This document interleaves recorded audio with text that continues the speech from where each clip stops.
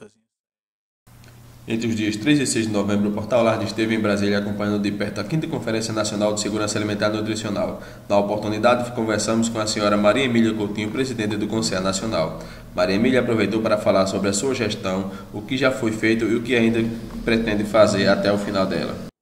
Sobre o Conselho hoje, é preciso relembrar que a 4ª Conferência Nacional de Segurança Alimentar e Nutricional definiu um perfil de integrantes, de conselheiros, conselheiras, as representações da sociedade civil. Então nós temos na atual gestão do Conselho uma ampliação da representação indígena, temos agora também uma representação de organizações de defesa do consumidor e, no fundamental, mantivemos a presença também de organizações que representam as comunidades extrativistas, também fóruns, como o Fórum Brasileiro de Soberania, Segurança Alimentar e Nutricional, que eu fui indicada pelo Fórum lá para o Conselho, e outros também integrantes, assim como a Articulação Nacional de Agroecologia.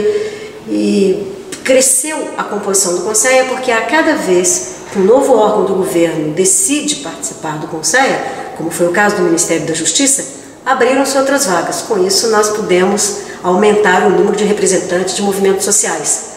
E, naquele caso específico, aumentamos o número de representantes do movimento no campo. Outra inovação que ocorreu nesses últimos tempos no Conselho é que, no seu funcionamento, nós vimos a importância de tratar alguns debates de temas sob forma de mesa de controvérsia. Fizemos, então, uma mesa de controvérsia sobre o impacto dos agrotóxicos no meio ambiente, na saúde humana, o impacto dele para a segurança alimentar e nutricional, e também sobre o impacto dos transgênicos, sempre com esses temas que são bastante polêmicos, como também o direito à terra e território. Foi a última mesa de controvérsia que nós fizemos. Os dois primeiros já resultaram num relatório e também num documento que endereçamos à presidência e também aos ministros. E um dos desdobramentos dessa mesa sobre agrotóxico é que coincidiu também em seguida a criação da Comissão Nacional de Agroecologia e Produção Orgânica, e lá o debate feito, onde também tem representação de movimentos sociais, onde se debateu a ampliação, o significado da agroecologia, etc. Um dos itens do Plano Nacional de Agroecologia incluiu, então, um programa de redução de uso de agrotóxicos. Dessa maneira, nós acabamos tendo uma interação entre o Conselho, a Comissão Nacional de Agroecologia, e muitas propostas que são fruto desse debate que o Conselho vem fazendo já antes mesmo dessa mesa de controvérsia, acabaram sendo também um produto para essa proposta de programa. Outro aspecto que eu queria salientar é que nesses últimos anos, por iniciativa da ex-secretaria-geral da Presidência, agora tem o nome de Secretaria de Governo, né?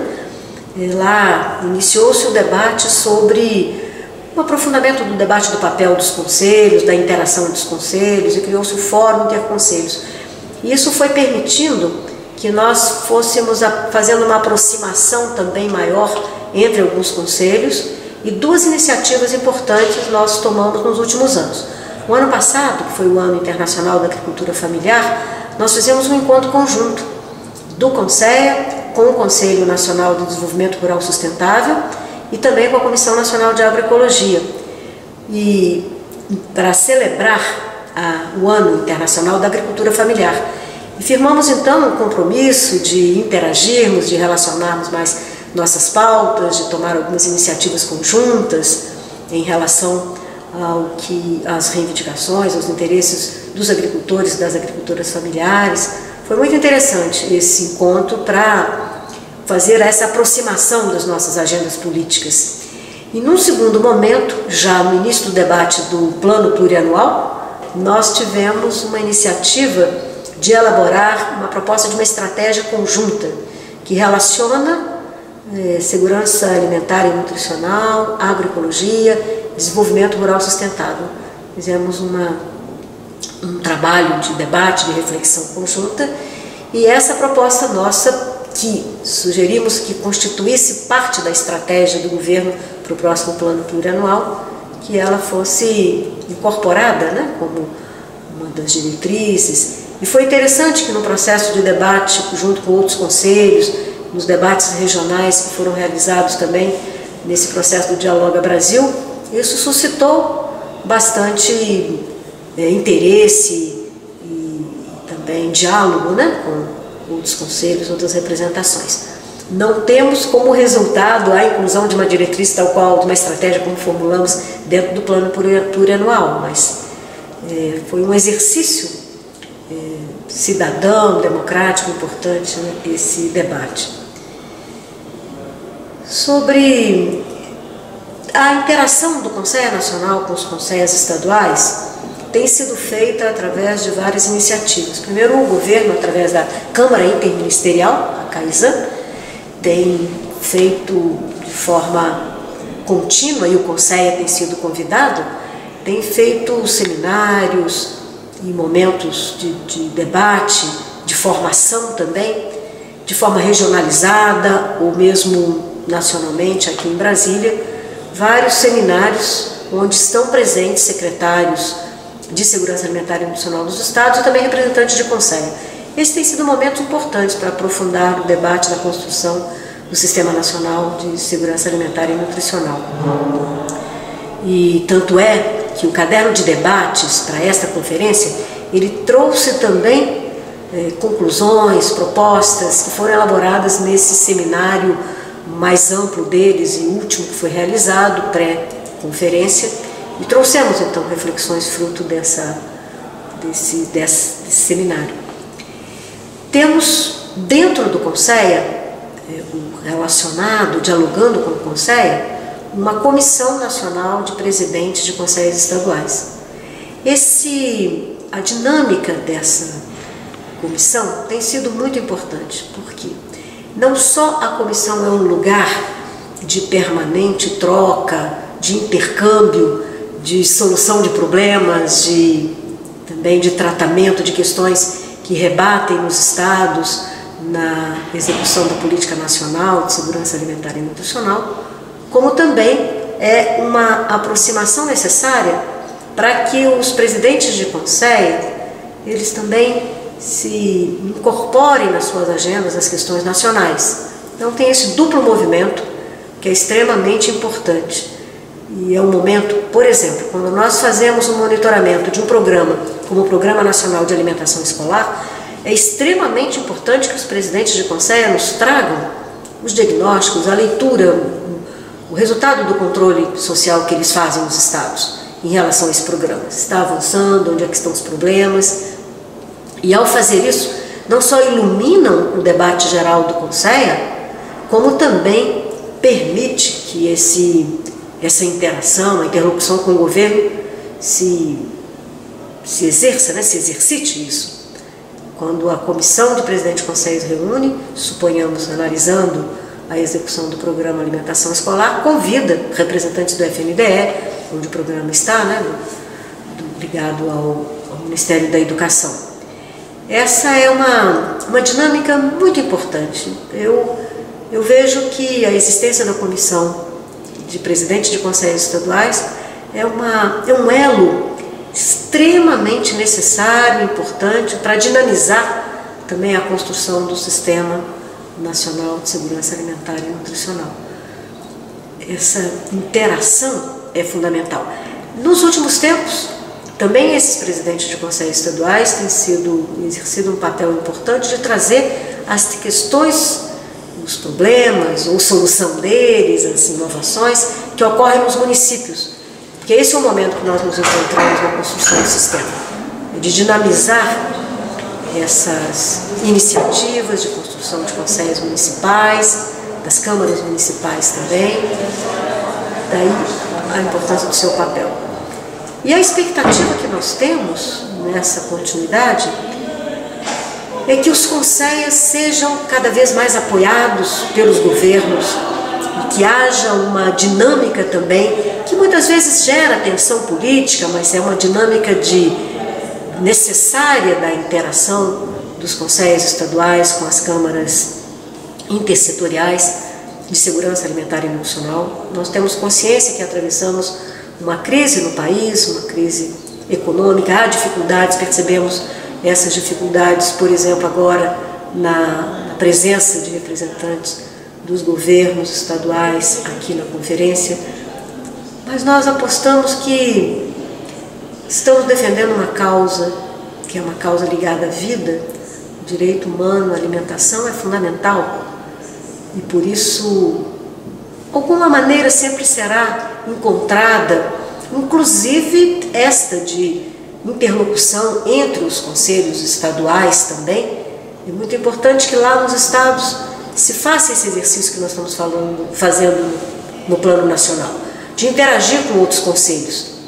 Isso também permite criar melhores condições de articulação, de trabalho, né? Acho que essa é uma iniciativa importante. E no avanço dessa construção, estamos exatamente nos mobilizando para que no plano estadual sejam também enfrentadas essas questões que dizem respeito à garantia do direito, à alimentação adequada e saudável. Então, o diagnóstico que os conselhos estaduais nos trazem sobre o impacto dos agrotóxicos, sobre como está a condição de acesso à alimentação por parte dos vários segmentos da população. Essa dinâmica é essencial e há iniciativas que podem e devem ser tomadas no plano estadual e no plano municipal.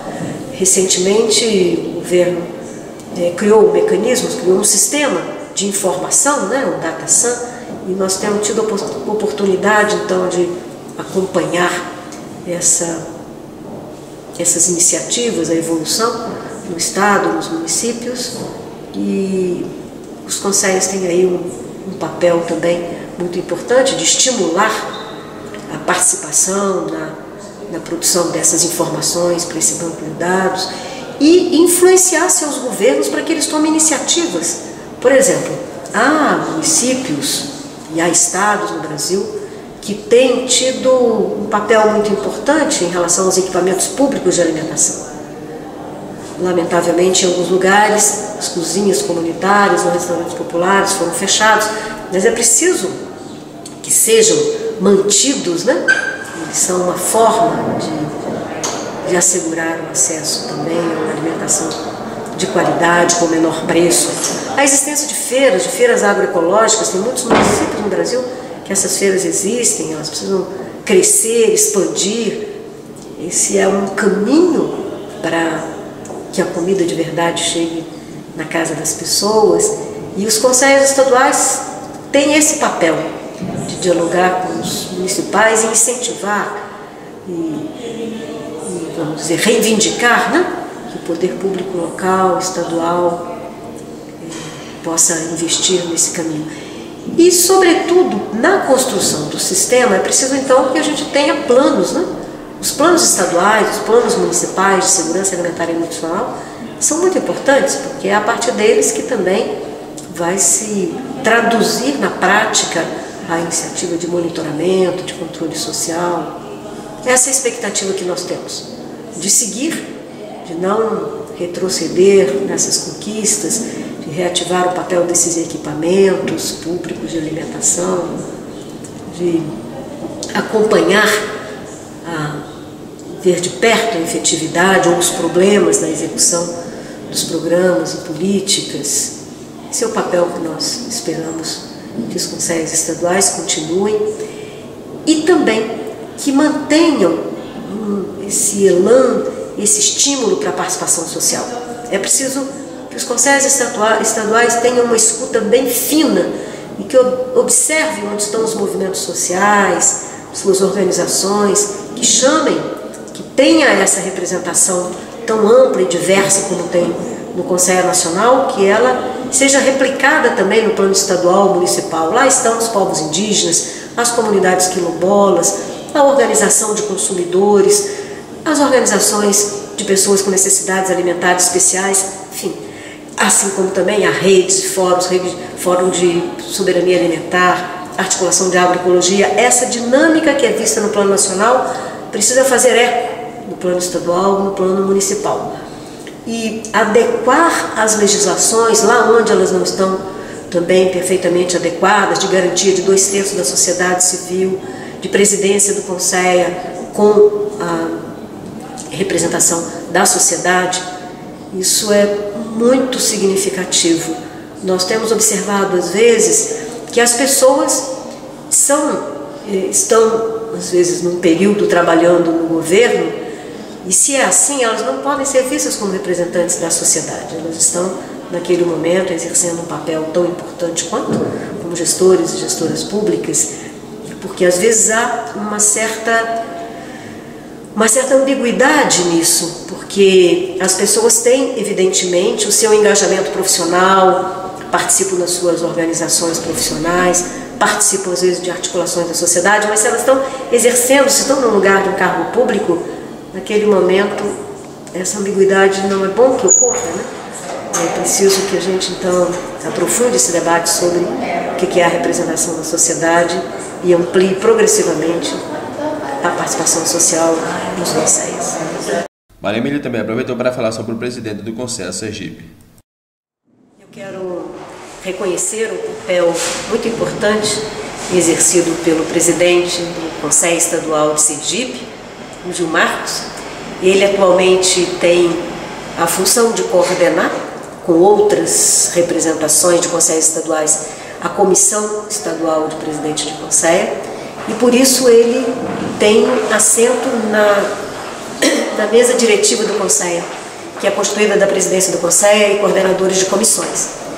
E ele é uma pessoa extremamente ativa, com uma boa capacidade de coordenação, de forma que o papel exercido por ele aqui no plano nacional, em interação com o Conselho, tem sido extremamente positivo.